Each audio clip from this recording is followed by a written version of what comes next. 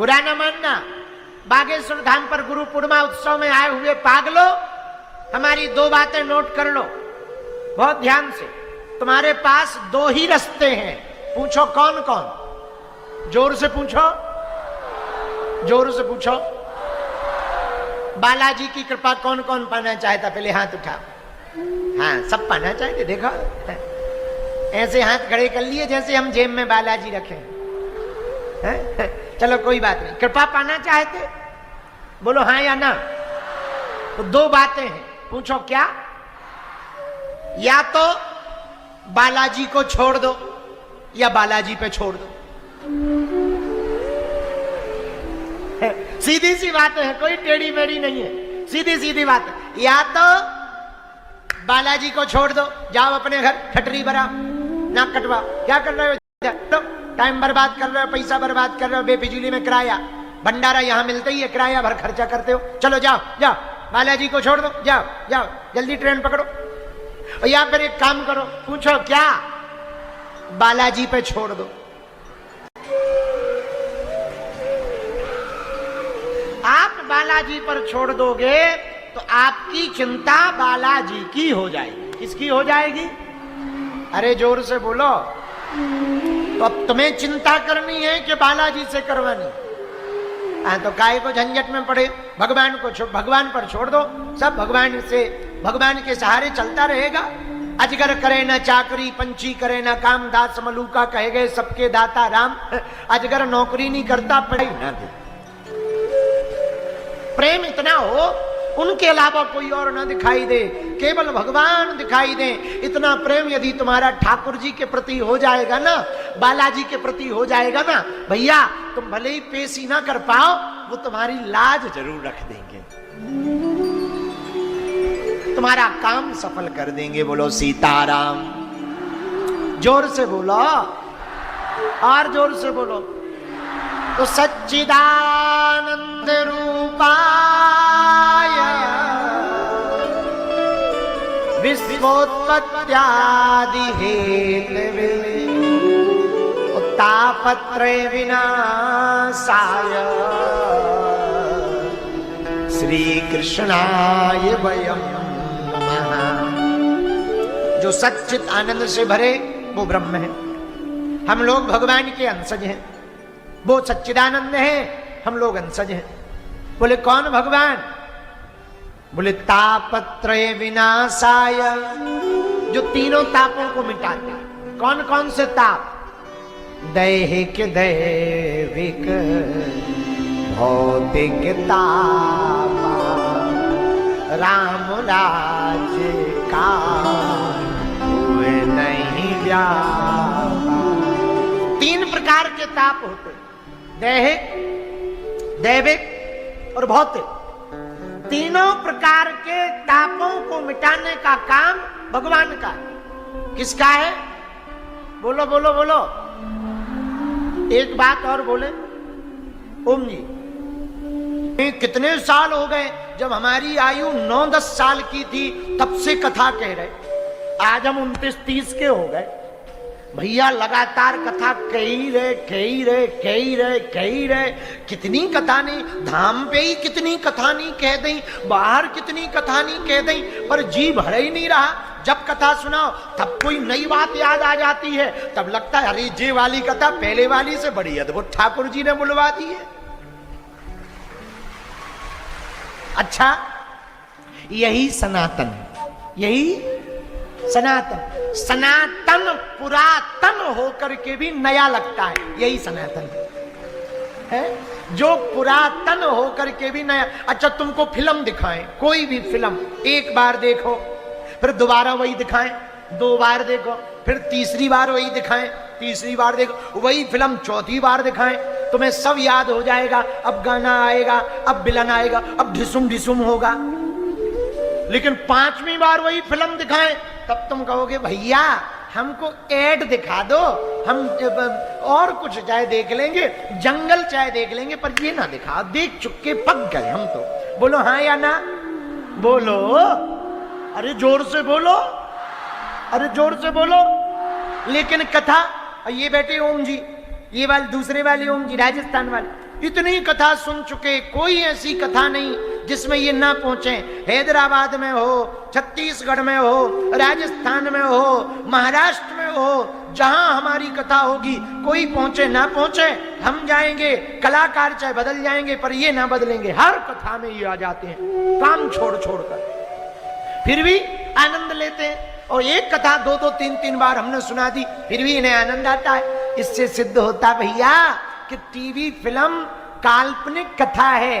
काल्पनिक कथा देखकर बार बार देखने से बोर हो जाते, पर भगवान की कथा वास्तविक कथा है, ये बार बार सुनने से भाव उमड़ाते क्या उमड़ाते हैं? भाव। तो एक बार आपने सुन ली, अब पक्का है तुम 7 दिन बैठ करके बस कथा जब प्रारंभ हो तब बैठ जाओ, जब लास्ट आरती हो तब उठो। हम तुम्हें गारंटी से कह रहे, अगली बार जब भी बागेश्वर धाम पे कथा होगी, सबसे पहले तुम्हारी टिकट कटेगी। टिकट का मतलब गड़बड़ मत समझ लेना, वो वाली ना ना ना ना, बागेश्वर धाम आने की टिकट कह रहे हैं कि तुम अर्थ का अनर्थ कर दो कि गुरुजी कह रहे टिकट कट जाएगी, और टिकट ही कट जाए तो काहे को। ना ना ना ना ना, बागेश्वर धाम आने की खुद ही टिकट कटवा लोगे। अब फिर से कथा हो रही। अब देखो जो लाइव देख रहे हैं बागेश्वर धाम यूट्यूब चैनल पर, कल ये संस्कार पे कथा चलेगी 1 बजे से 4 बजे तक। लगभग 56 देशों में कथा, 156 देशों में कथा जाएगी संस्कार टीवी चैनल पर। तो जो सुनेंगे, जो अभी लाइव देख रहे, रात को देखेंगे, वो घर बैठे ही उनको खुजली हो रही होगी, गुरु पूर्णिमा है, हम भी चले जाते, हम भी बागेश्वर धाम पर आनंद लूटते भैया। तो भगवान की आदत है, भगवान जिसको अपना बना लेते उसको छोड़ते। बोलो सीताराम, जोर से बोलो और जोर से बोलो। अब भागवत जी की महिमा कितनी है? अरे पूछो ना भैया, कितनी महिमा है। जब राजा परीक्षित जी को सुखदेव जी कथा सुनाने लगे ना, तो देवता आए, देवता आए अमृत लेकर। सुखदेव जी से बोले महाराज ये अमृत ले लो। हम क्या करें अमृत का? ये जो राजा है ना, जिसको मरने का श्राप लग गया, इसे पिला दो। तो तुम क्या करोगे? बोले नहीं नहीं, हम अमृत नहीं पिएंगे, हम लोगों को कथा पिला दो। लेकिन यहां नहीं, हमारे लोग चलो। सुखदेव जी बोले जो यजमान है उससे पूछो कि तुम्हें कथा पिलाएं कि अमृत। तो परीक्षित जी से पूछा, यजमान जी कथा पियोगे कि अमृत? परीक्षित जी बोले महाराज फायदा बताओ। फायदा किसमें? सुखदेव जी बोले राजन फायदा तो कथा में, अमृत पी के ये तो पक्का है मरोगे नहीं, ये गारंटी है। लेकिन कथा पीकर ये पक्का है दोबारा जन्म नहीं लोगे, ये गारंटी है। हाँ, पर मरोगे नहीं ये तो ठीक है, पर पिटाई खा गए तो हाथ पैर जरूर टूट जाएंगे। अमरता से बच तो जाओगे लेकिन भय ना जाएगा, और कथामृत से भय चला जाएगा और ठाकुर जी भी मिल जाएंगे। परीक्षित जी बोले महाराज भाड़ में गया अमृत, हम तो कथा अमृत ही पान करेंगे, देवताओं को वापसी कर दो। देवता नाराज हो गए, वाह हमारी अवहेलना कर दी। अच्छा अभी देखते हैं। गए देवता अपने लोक में जाके तराजू मंगाई, तराजू, और तराजू जैसे ही मंगाई और तराजू रख करके तौला, तो देखते हैं कौन सा ग्रंथ बड़ा है। एक पल्ले पर 4 वेद 6 शास्त्र 18 पुराण उपनिषद महाभारत को रखा, दूसरे पल्ले पर केवल भागवत जी को रखा। जैसे ही तराजू उठाई, भागवत जी का पल्ला इतना भारी हो गया, सब ग्रंथ ऊपर की तरफ उठ गए। इतनी विराट महिमा। देवता बोले भैया कुछ भी कहो, भागवत जी साधारण नहीं है। बोलो वृंदावन बिहारी की जय, वृंदावन बिहारी लाल की जय। हाँ, तो भागवत जी साधारण नहीं है। आहा हा, बोलो भागवत भगवान की जय। इसलिए भैया भागवत जी की शरण में जो बैठ जाता वो संसार में फिर भागता नहीं है, ये प्रभाव है। अब आगे की बात सुनो, महात्म्य की चर्चा। एकदा ही विशालायां चत्वारिंशत् मानसयो मलः सत्संगार्थम समायाता दद्रुस्तत्र नारदम। एक बार चार कुमार सनत सनंदन सनातन सनत कुमार, चार कुमार सनत सनंदन सनातन सनत कुमार, चारों कुमार बद्रीनाथ में घूम रहे थे दर्शन की इच्छा से। इतने में नारद जी दिखाई पड़ गए। नारद जी को देखा, नारद जी का मुंह लटका हुआ है। मुंह लटका हुआ नारद जी को देखकर चारों भाइयों ने अपने भाई नारद जी से पूछा, कथम ब्रह्मण दीन मुखम, क्या कारण है भैया, ये मुंह क्यों लटकाए, चिंता में क्यों डोल रहे हो, कोई बीमारी हो गई, क्या हो गया है, और तुम्हारा क्या बिगड़ना है, महात्मा हो, तुमने रहने के लिए झोपड़ी बनाई नहीं कि तुम्हारी किसी ने झोपड़ी छुड़ा ली हो, गिर गई हो। महात्मा आदमी इधर उधर डोलते रहते हो, दिक्कत बताओ, क्या दिक्कत है। नारद जी बोले, भैया क्या बताएं, नहीं बताओ बताओ।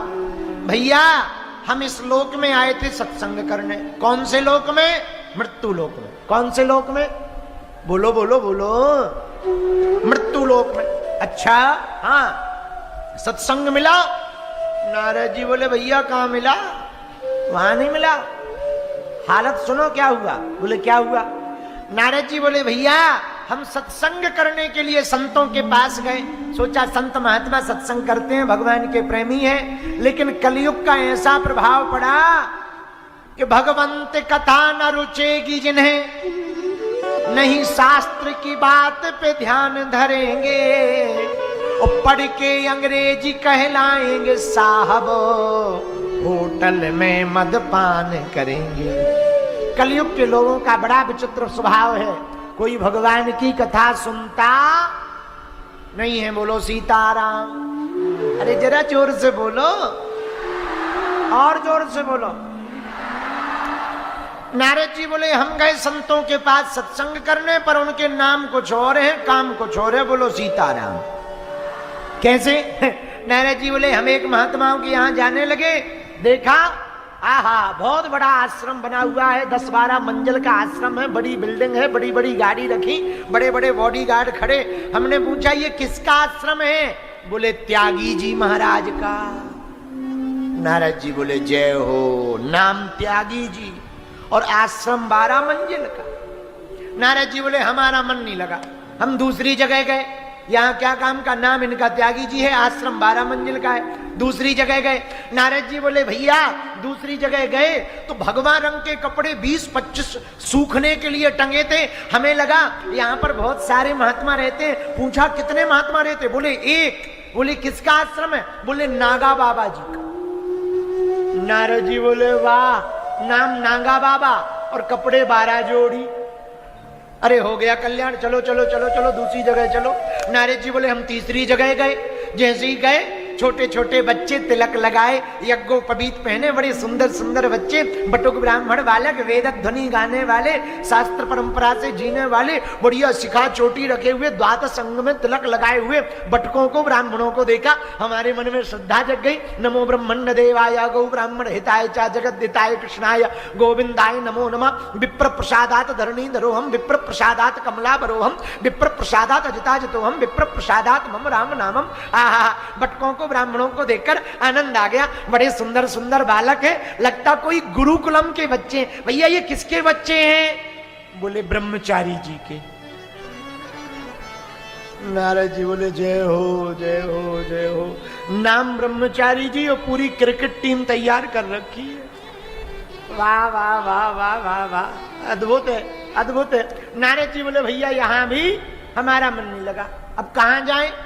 चलो संतों का ये हाल है, गृहस्थों के पास चलो जो शादीशुदा है, शायद वो भी सत्संगी होते हैं, भजनानंदी होते हैं ऐसे कई लोग, गृहस्थ में रहकर बढ़िया भजन करते, नाम जप करते, पति पत्नी दोनों वैष्णव परंपरा का पालन करते, सेवा करते, भक्ति करते, नाम जप करते, भजन करते, बढ़िया भगवान की कथाओं में जाते, बढ़िया तीर्थ यात्रा करते, गुरु की सन्निधि में रहते। ऐसे गृहस्थ बहुत हैं। अब वो गृहस्थ भी गृहस्थ ना मानना भैया, वो गृहस्थ में रह करके भी महात्मा है। हाँ, नारद जी बोले भैया हमने सोचा उनके पास जाएं, लेकिन गृहस्थों का भी हाल खराब। बोले क्या? बोले महाराज अब पूछो ना। तरुणी प्रभुता गे है, श्याल को बुद्धिदाय कहा। हाल ये है